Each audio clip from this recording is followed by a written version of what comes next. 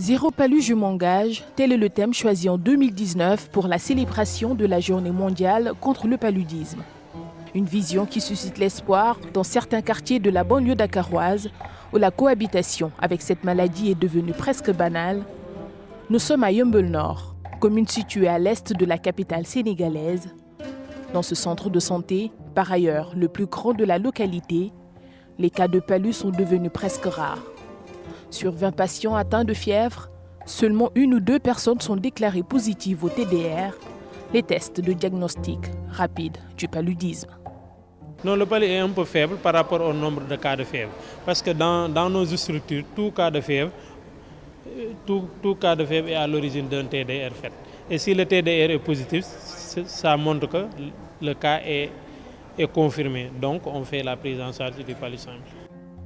À Yeumbeul Nord, 80% des cas de paludisme recensés touchent les enfants, couche la plus vulnérable à cette maladie. Dans cette localité où la majorité des habitations sont précaires, nombreuses sont les populations qui ont dû abandonner leur maison à cause de ce bassin, principalement à l'origine des maux de la commune.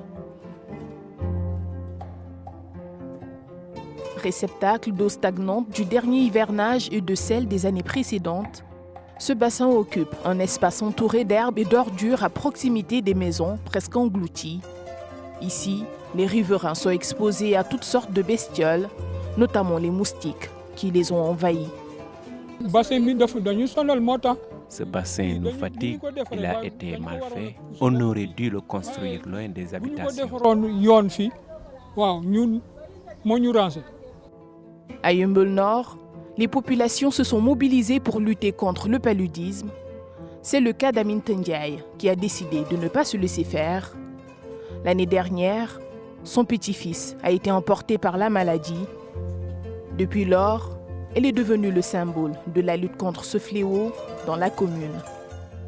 J'ai perdu mon petit-fils à cause du paludisme parce que sa mère était enceinte et que lorsque l'enfant est né, il est venu avec le palu. Même pas 7 jours, il est décédé. C'est pour cela que je me suis engagée à partager avec la population des méfaits du paludisme. Et encore pour sensibiliser les femmes enceintes, pour leur dire que le paludisme n'est pas bon sur les femmes enceintes et les enfants de 0 à 5 ans. Cet engagement lui a même valu ce diplôme. Il lui a été remis par l'amicale des élèves et étudiants de la commune de Yeumbeul Nord en guise de reconnaissance pour son volontariat au service de la communauté. Ce combat contre le paludisme reste cependant une affaire de tous à Yeumbeul Nord.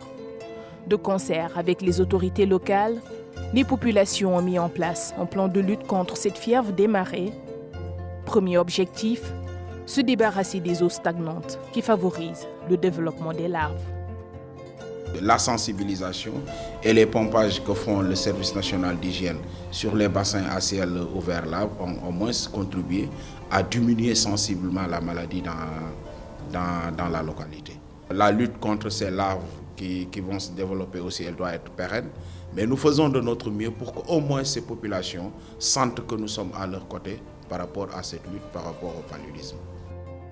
Au Sénégal, les autorités ont décidé d'aller en guerre contre le paludisme. Des progrès ont été enregistrés avec la baisse chaque année du taux de mortalité lié à cette maladie dans le pays. Des progrès qui s'expliquent par plusieurs facteurs. Le Sénégal quand même a connu beaucoup d'avancées dans la lutte contre le paludisme, mais il reste encore du chemin à faire. Parce que l'objectif du Sénégal, c'est d'atteindre l'élimination d'ici 2030. Et quand on parle d'élimination, c'est qu'il n'y ait pas de cas total sur l'ensemble du territoire national pendant au moins 3 ans d'affilée. Les stratégies qui nous ont permis quand même d'atteindre ces résultats et qui font du Sénégal quand même un pays où on a l'espoir qu'il sera le premier pays de l'Afrique de l'Ouest à pouvoir atteindre l'élimination, c'est grâce à la collaboration et à l'engagement que nous avons avec nos universitaires chercheurs. Parce que la lutte contre le paludisme doit être basée sur quand même une connaissance claire du comportement non seulement du vecteur, mais également du parasite. Le Sénégal n'a pas encore reçu les nouveaux vaccins en phase expérimentale au Malawi, au Ghana et au Kenya, mais il est avec l'île de Madagascar, parmi les rares pays où la pandémie a reculé ces 2 dernières années. Le nombre de cas de paludisme recensés sur toute l'étendue du territoire national est actuellement estimé à 395 000, la zone sud-est du pays étant la plus touchée.